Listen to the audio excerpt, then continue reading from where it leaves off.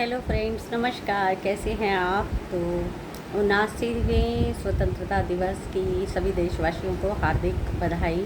और अभी हमने मोदी जी का भाषण सुना, 2 घंटे लंबा लगभग। वो अब तक का सबसे बड़ा भाषण था। लेकिन मुझे नहीं पता कि आप लोगों को क्या क्या काम की बातें उसमें लगी। तो जो मुझे लगी, जो मुख्य बातें थी, मेरे अनुसार जो मुख्य बातें थी, वो मैं आपको अपने अंदाज में बताती हूँ। तो उन्होंने बात की आत्मनिर्भर होने की, है ना। और आत्मनिर्भर होने की जो बात थी, सबसे पहले की थी गांधी जी ने। वो चाहते थे कि हमारे गांवों तक को आत्मनिर्भर बनाया जाए, लेकिन गांधी जी का कोई जिक्र नहीं किया उन्होंने। और उन्होंने जो है सिंधु जल समझौते की भी बात की, लेकिन अभी तक उस पर कुछ किया नहीं है। और उन्होंने ये भी कहा कि हमें दूसरों की लकीर छोटी नहीं करनी है। तो बार बार नेहरू का जिक्र करके संसद में, संसद से बाहर वो लकीर लंबी करते हैं अपनी। ये आप लोगों को समझ आ गया होगा। इसके अलावा युवाओं के लिए खुशखबरी उन्होंने दी कि 1 लाख करोड़ की वो योजना लेके आ रहे हैं। लेकिन क्या योजना है, क्या उसकी रूपरेखा, कुछ पता नहीं चला कि क्या योजना होगी। उन्होंने ये भी कहा कि मैं आपके साथ हूँ, युवाओं को कहा। तो युवाओं के साथ हो और बात ये करते हो कि पहलगाम में धर्म पूछ के हमला किया।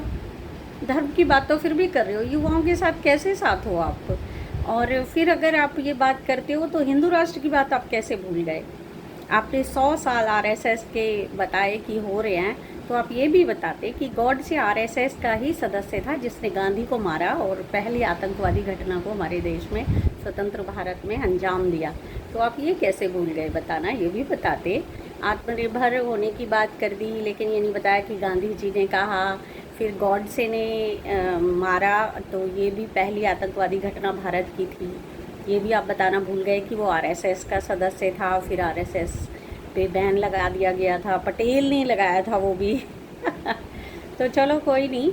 इसके अलावा उन्होंने कहा फिश प्रोडक्शन में नंबर 1 भारत बना है। बस भारत की एक ही उपलब्धि आपको नज़र आई कि फ़िश प्रोडक्शन में, और सनातन में फ़िश प्रोडक्शन, मतलब कुछ ऐसे समझ नहीं आ रही बात।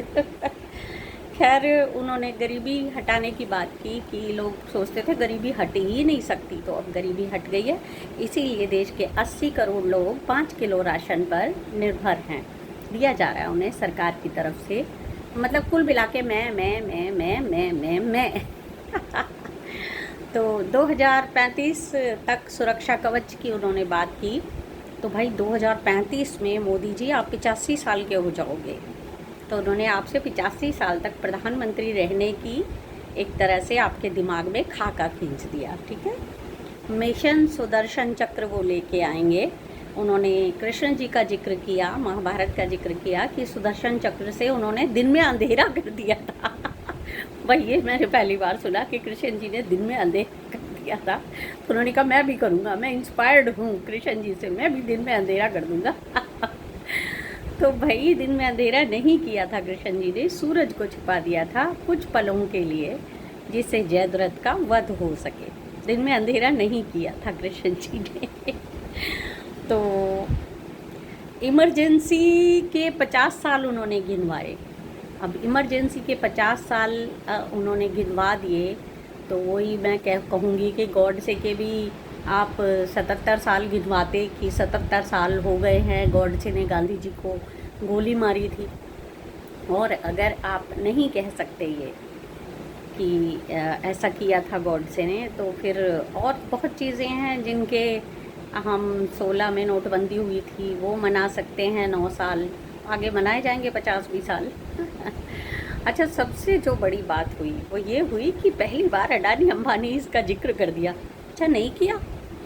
नहीं, मैंने कुछ ऐसा सुना था कि मोटापा हमारे देश की समस्या बनता जा रहा है। तो मैं तो यही मानती हूँ कि अडानीज़ अंबानीज़ को सलाह दी है उन्होंने। अच्छा, मणिपुर का उन्होंने बार बार जिक्र किया। उन्होंने इमरजेंसी के 50 साल गिनवाए। तो मणिपुर को 4 साल होने वाले हैं, हो गए हैं। मणिपुर में हिंसा वो नहीं रोक पाए, अभी तक शांति नहीं हो पाई है। तो बहुत सारी चीज़ें हैं। ये कुछ मुख्य बातें थी, और भी होंगी तो मैं आपके सामने लेके आती रहूँगी ऐसे ही। और इसको हल्के में लीजिएगा, दिल पे ना लीजिएगा इसको। तो वही है कि देश का पहला ऐसा प्रधानमंत्री जिसका भर भर के सम्मान करने को जी चाहता है, वो मोदी जी हैं। इससे पहले कोई प्रधानमंत्री नहीं हुआ जिस का विरोध हुआ हो या जो ईश्वरत्व को प्राप्त हुआ हो। ये पहले प्रधानमंत्री हैं जिनका दिल से सम्मान करने को जी चाहता है।